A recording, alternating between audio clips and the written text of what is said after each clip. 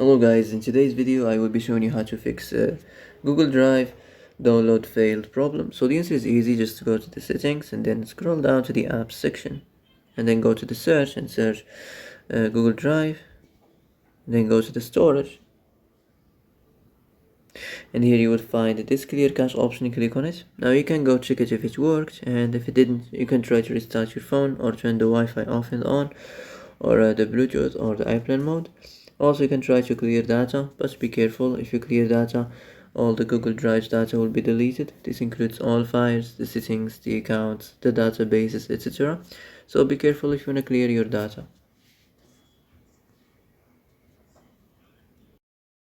And that's it for today's video. I hope this is the answer you've been looking for. If you like this video, don't forget to like and subscribe, and see you in the next video.